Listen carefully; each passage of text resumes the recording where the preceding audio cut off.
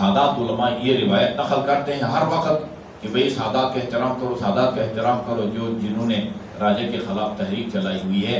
آپ قم میں ذرا تحقیق کریں نا، یہ رسول خدا کا فرمان ہے بھی یا ایسی انہوں نے بنائی ہوئی ہے؟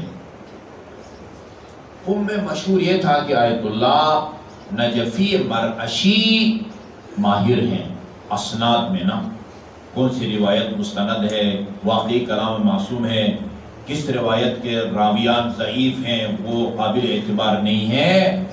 وہ ایک سینئر قم کے تھے مولانا علی رضا واحدی، ان کو میں ساتھ لے کے آیت اللہ نجفی مرعشی کے پاس گئے۔ شہید ثالث قاضی نور اللہ ششتری، جنہوں نے 10 جلد احقاق الحق کتاب لکھی ہے امیر المومنین علیہ السلام کی خلافت کے بارے میں، 10 جلد۔ آیت اللہ نجفی مرعشی نے 33 جلد اس کی شرح لکھی ہے، 33 جلد۔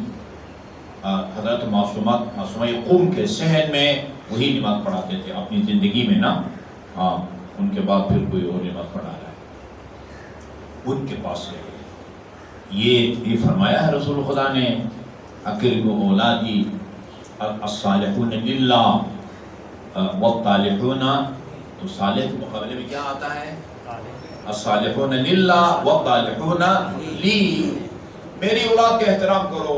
اولاد سے مراد اہل بیت یا 12 امام نہیں ہے، سادات کا احترام کرو۔ سادات کون ہوتے ہیں؟ بنی ہاشم۔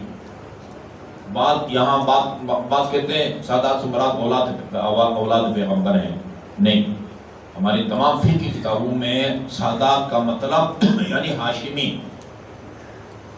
جن کا حسب نسب باپ کی طرف سے جناب ہاشم تک پہنچے وہ سادات ہیں، ان پر صدقہ حرام ہے، اور خمس میں سے مال سادات کے وہ مستحق ہیں، ٹھیک ہے نا، وہ سادات ہیں، ان کا احترام کرو۔ ورنہ اہل بیت ہوتے تو اہل بیت میں تو کوئی طالح نہیں ہوتا، 12 اماموں میں نہ کوئی طالح ہوتا ہے۔ میری اولاد سادات نیک ہوں پھر بھی احترام کرو، اور گناہگار ہوں پھر بھی احترام کرو۔ میں نے پوچھا یہ رسول خدا کا فرمان ہے یا نہیں ہے؟ انہوں نے کہا بالکل ہے، اور ہماری آیت اللہ بروجردی رحمت اللہ علیہ نے کتاب لکھی ہے جامع احادیث الشیعہ، جامع احادیث الشیعہ، کہا اس کے اندر یہ روایت ہے اور مستند بھی ہے، اور فرمایا جہاں تک روایت کے پہلے حصے کا تعلق ہے کہ الصالحون للہ، یہ تو قابل فہم ہے، اس میں کوئی پیچیدگی نہیں ہے۔ جو صالح ہے ان کا خدا کی طرف خدا کی خاطر جو ہے نا وہ احترام کرو۔ خدا بھی فرماتا ہے ان اکرمکم عند اللہ اتقاکم، خدا فرماتا ہے کہ میرے نزدیک وہ لوگ قابل احترام ہیں، زیادہ قابل احترام ہیں جو زیادہ سے زیادہ باتقوا ہوں۔ تو اگر ایک سید باتقوا ہے وہ خدا کی خاطر اس کا احترام ہونا چاہیے۔ رہی بات دوسرے ٹکڑے کا وَالطَّالِحُونَ لِی، انہوں نے فرمایا کہ ان کا سادات کا جو خونی رشتہ ہے نا رسول خدا صلی اللہ علیہ وآلہ وسلم کے ساتھ، اس کو نظر انداز نہیں کیا جا سکتا۔ توہین مت کرو، اس کا مطلب یہ نہیں ہے کہ سادات مرفوع القلم ہے۔ مرفوع القلم کا مطلب کیا ہوتا ہے؟ مرفوع القلم، نابالغ آدمی مرفوع القلم ہے، یعنی فرشتے اس کی برائیوں کو نہیں لکھتے۔ پاگل آدمی مرفوع القلم ہے، وہ کوئی غلط کام کرے فرشتے جو ہے نا وہ نہیں لکھتے، یہ مرفوع القلم ہے، یعنی انہوں نے قلم اٹھایا ہوا ہے، نہیں لکھتے، قلم اٹھایا ہوا۔ مطلب کیا ہے؟ یعنی وہ پاگل جو حرکتیں کرتا ہے یا نابالغ جو حرکتیں کرتا ہے وہ خدا کی بارگاہ میں جواب دہ نہیں ہے، اور یہ دونوں جو ہے نا وہ اس کے اعمال کو نہیں لکھتے مرفوع القلم۔ اس کا یہ مطلب نہیں کہ سادات مرفوع القلم ہے، وہ جو مرضی کرتے پھریں، ان کو کوئی روکو نہیں ٹوکو نہیں۔ نہی عن المنکر، وہ منکر کا مرتکب سید ہو اس کو بھی روکنا ضروری ہے، منکر کا مرتکب غیر سید ہو اس کو بھی روکنا جو ہے نا وہ واجب ہے، لیکن سید کی توہین نہیں ہونی چاہیے، ہر حالت میں اس کا احترام جو ہے نا وہ ہونا چاہیے۔ میں نے ایک دن جمعہ کے خطبے میں اس کو حدیث کو بیان کیا، تو تو میرے اس خطبہ سے ایک ہفتہ 2 ہفتے کے بعد مجھے رپورٹ ملی، میرا نام لیے بغیر کہا کہ میں اس حدیث کو نہیں مانتا۔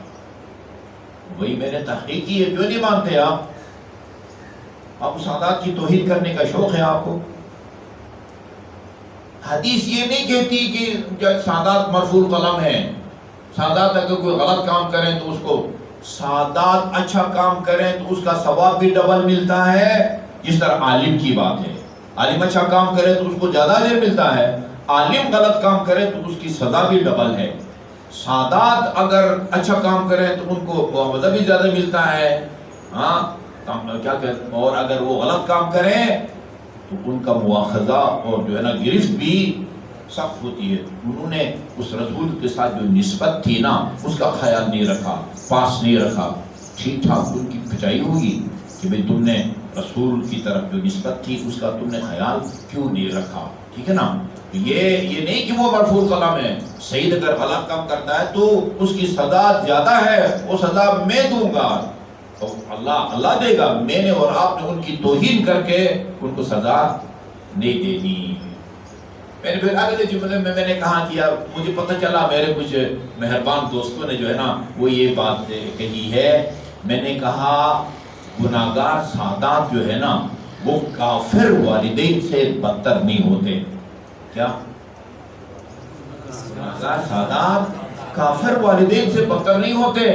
خدا قرآن میں فرماتا ہے تمہارے والدین اگر کافر ہیں نا ان کے ساتھ معروف سے پیش آؤ، اچھا سلوک کرو ان کے ساتھ۔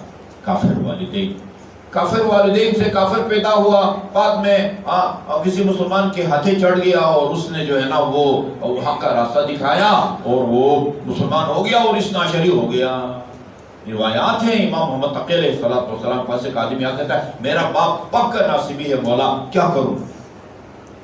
فرمایا اس کا احترام کرو۔